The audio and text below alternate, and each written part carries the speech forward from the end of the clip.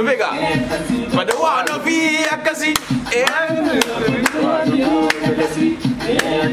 bada waan ofii akkana ashama harka fuunee akkam nagaa jirtu daawwattoonni keenya anaa fi Tamaam Huseen har'a dhufnee jirra wanti isin qabannee dhufne waan haaraa tokko waan bareedaa tokko waan hedduu nutti tole waan ajaa'ibaa egaan ashama harka fuudhee kabajamtoota daawwattoota keenya akkamitti nagaa fayyaa keessanii egaa har'a abdii wajjin challenge ajaa'ibaa tokko qabannee dhufnee jirra wanti kuni seenaa aartii Oromoo keessatti yeroo jalqabaa fi akkasuma weellistoonni Oromoo yeroo jalqabaatiif hojii ajaa'ibaa tokko gaafa qabatanii dhufan jajjabeessaa dalaynaa jechuudha irraa dalaynaa dirqama waan ta'eef jajjabeessuu irraa hojjechuun dirqama waan ta'eef qabannee dhufne hamma umraatti dhufana tura isin jira kan isiniif qabannee dhufne artist Gadaa Hamdaa jedhama naa dhageeffadha hedduus ni tola Gadaa Hamdaa maaltu jira ture maaltu jira mee laala maaltu jira wachumaan laala hedduu quality qaba video hedduu tole keessa isa tokkodha hanga dhumaan nu dhageeffadha waan hedduu jidduudhaan haala sirba kanaas ni ibsina jechuudha aha nu beeka bada waan ofii akkasii bada waan ofii akkana maaltu jira bani radio caqasii iya aha odo bekani akan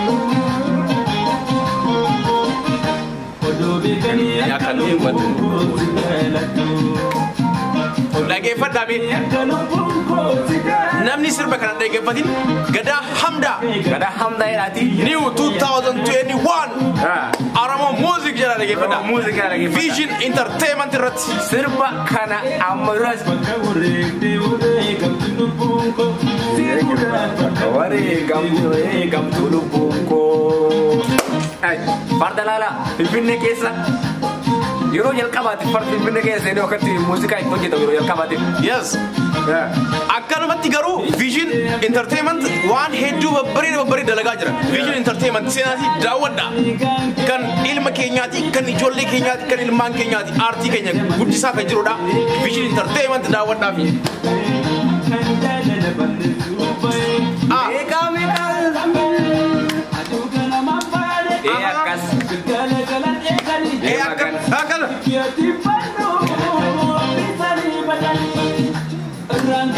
Banagena, seni atuni, keengkan abba kadati, kabam nang badde jadi ini, keengkan abba kadati, kabam nang badde jadi, kabam nang badde, kabam nang si rumah terti, akasi pada kasti to, akasi terlalu tu aja, tanya terlalu. Keengkan abba kadati, kabam nang badde jadi, akasi pada wanufi, akasi maltu jira cakasi ya akasi akawanufi akana abba tu gatawanufi barana ayya Gadaa Hamdaa galatoo me hedduu sirba bareeda klippii isaanis akkuma argitan kana klippiin hedduu namatti tola dhugaa jaaladhee jira tokkoffaa jedhee Abi shamarran akan babbareedanii klippii qofa ijoollee sana yeroo qaban uffannaan isaanii yoo uffannaan isaanii dhaabbanni isaanii kan dhiiraatis akkasuma bareedna chiikoon dhiirenya laalame ijoollee dhiiraa saniin istaayilii isaanii chiikoon dhiirenya laalan bareedna nuti shamarran haalaallu isin kan dhiiraa laala warra klippii kanarra jiru jechuudha isin warra dhiiraa laala ijoollee kananii sanii ijoollee reef lafaa dhufu Gadaa Hamdaa akka irraa bareedu uffata aadaatti asitti laalaa jirraa jechuudha isin wajjin laalaa jirraa Lala. Lala kana kartani?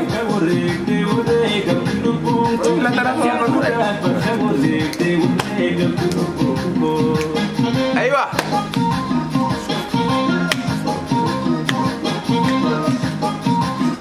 Ayo niyala coba. Awo le netole jira. Dugas nitima. Inuma ayu sirbi kun ilalamne. Saati meka hanga amat sirbi kun siran ilalamne.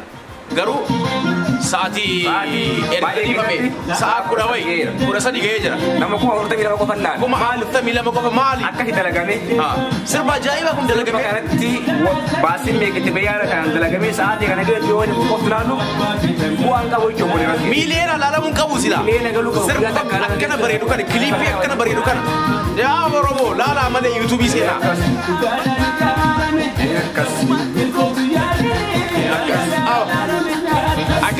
hojjetanii maal mee balbala cufadhaa akka ragadaa banaati Toni kan apa kadati kabamnan barde jedini Fadi ubara ilmu waga tugada kamtu silaso Bate kan apa kadati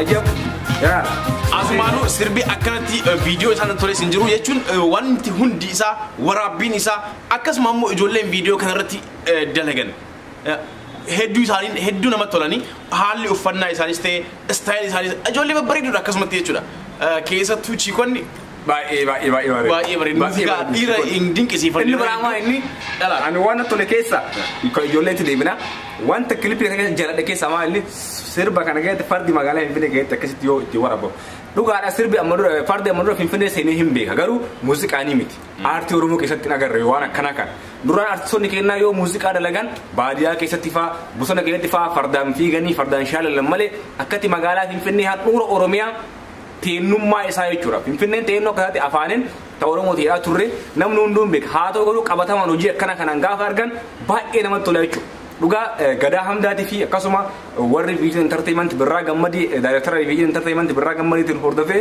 hangafee hundi keessanuu galatooma ulfaadhaa sirboo aartii Oromoo guddisaa jira yeroo hundaa sirboonni akkanaa kun yoo dalagaman hedduu nama boonsa nuti itti gammanna maaliif irraa haasaa ofiis akka nuti tole jechuudha maalikaa sirbi bareedaadha waraabbiin bareedaadha sagaleen wanti hundi bareedaa walaloon bareedaa yeedaloon bareedaa waan ta'eef akkanatti irraa dalaguuf irraa waraabuuf irraa haasa'uuf itti boonnaa jechuu ittiin qaanfannu kanaaf yeroo hundaa artistoonni keenya sirboota akkanaa kana dalaguudhaan bas wanta haaree tokko fiduudhaan sirbuma aadaa kan hammayyeessuudhaan yoo nuti as dhuftan hedduu nu gammachiisa akkasuma immoo dirqamni Oromoon qabu warri sooshaal miidiyaa irra jirtan warri yuutuub hordoftan hundi keessan dirqamni isin qabdan liink gattuu hidhanii yuutuub irraa daawwachuufidha osoo gara feesbuuk buuftanii hin deemin yuutuub irratti maaliif artistiin tokko hamileen isaa kan dabalu gaafa isin miiliyonotaan laaltaniif gaafa isin gabbuustanii feesbuuk irra maxxansanii feesbuuk irra gookaan immoo tiiktook isin dalaydanii miti kan inni miiliyoonaan laalamuuf yuutuub irratti liink amma laaltanii Boris Damo yoo isin tole isuma bantanii yuutuub irraa eegeeffachuu gaafa biraatis gaafa faayyatan gaafa balbala cufatanii ragaddan gaafa distii saanii dhiitan gaafa mana sa'aatii hojii kamirrattuu jechuudha banattanii yuutuub irraa daawunlood gootanii yuutuub irraa liinka tuutanii akkanatti hamilee ta'a jechuudha akkanatti isaaniif hamilee ta'a artistii biraatiifis immootu hojii bareedaa akka qabatee dhufu akka gara aartii namni dhufu akkasuma aartiin Oromoo akka guddate amma aartiin Oromoo dhuguma haga biyya entertainment ka'ee kun dhufe jabaataa jira eega inni dhufee miiliyootaan laallamuu jalqabe fakkeenyaaf wala garraan fa'aa galaana gaaromsaatiin dalagame yuutuubii kanatti ta'uu baatu malee eega wanti kun dhufe Oromoon xiqqoo muuziqaa Oromoo miilee galchuu jalqabe kan itti akkasii kan Andu'aalam Gosaa darbee laallaa akkasii Fayyisaa Fuudhee akkasii sirbi babbareedaan laallamee jira ka Joorjii Abbosis miilee seenuu baatu bareedaan laallame waan duraanii caalaa laallamee jechuun danda'ama kanaafi ijoolleen ta'in amma mooraalii godhatanii hojii babbareedaa fidaa jiran amma sirboonni eegaa muuziqaan Oromoo miilee galee dhufuu jalqabanii fi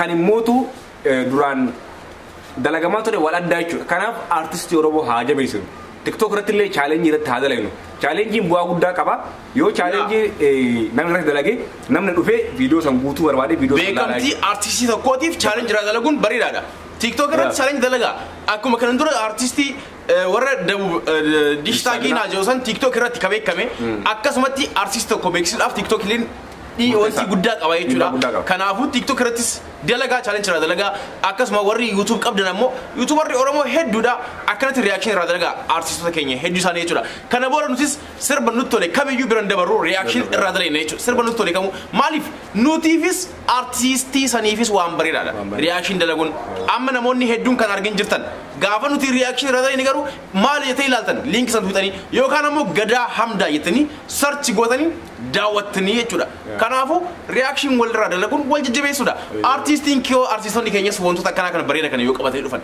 hangam namatti tola baay'ee namatti tola baay'ee nama gadaa hamdaa kana yeroo hedduu sirboonni isaan natti tolanii garuu kiliippiin irra caalaa natti toles kiliippii kana Kilippii kana gada hamda yeroo baay'ee sirba Alii Birraa sirbuun beekamaayyuu sirba Alii Birraa fa'aa madarakii garaagaraatti sirba garuu Kilippiin yeroo ammaa kana qabatee dhufe Kilippii tokkoffaa aandanyaa isa dhusan qabatee dhufe akkanumatti artistoonni keenya biraas haala gaggaarii akkana kana muuziqaa akkana artistii akkana walaloon isaa bareeda yeelloon isaa bareeda Kilippiin isaa bareeda kana qabatanii dhufan nuti jajjabeessu dirqama kennaa jechuudha nuti chaalenjii irra dalaguun maali tokkoffaa artistii namni fakkeenyaaf har'a viidiyoo keenya kana namni 5-6 kan isa ilaalin asiisawa viidiyoo keenya kana dhaqee yoo salaale artistii namni 5-6 kunis bu'aa qaba. Yes. Minda bala jechuudha. Kanaaf yuutuubaroonni Oromoos chaalenjii irra dalagaa tiktookoroonni Oromoos chaalenjii irra dalagaa. Akkasuma gadaa hamdaa akkuma beekamu walaloo nama hedduudhaaf kennuudhaan beekama. Walaloo irratti cimaadha. Walaloo Oromoo dhisaatii Habashaadhaaf barreessee jira jechuudha walaloo irratti. Kanaafuu artistii akkanaa kana immoo jajjabeessuun artistiin akkanaa kun hunda caalayyuu beekamtee akka argatu hunda caalayyuu akka fayyadamu artii irraa. Artii jechuun wanta hunda caalaadha. Artii jechuun Oromoo akka sabaattis saba cunqurfamaas gargaara akka sabaattis saba kana addunyaa beeksisuu irratti artiin gahee guddaa qaba jechuudha. Kanaaf artistiin ija Oromooti artistii jabeessaa artiin Oromoo ammoo waan hunda caalaadha. Kanaafuu artii Oromoo irratti tumsa gochuun waan guddaadha isin jedha yaa ilmaan Oromoo. Kanaaf laalaa fi sheer godhaa YouTube irraa yeroo bakka sheer jedhu YouTube irratti yoo gatwiitan gara Facebook isni fida Facebook irratti gatwiitanii share Facebook irratti linkii jechuudha. Download gootee warri gadi buufteetiin Facebook irra feetsuun garuu seenaan si gaafata.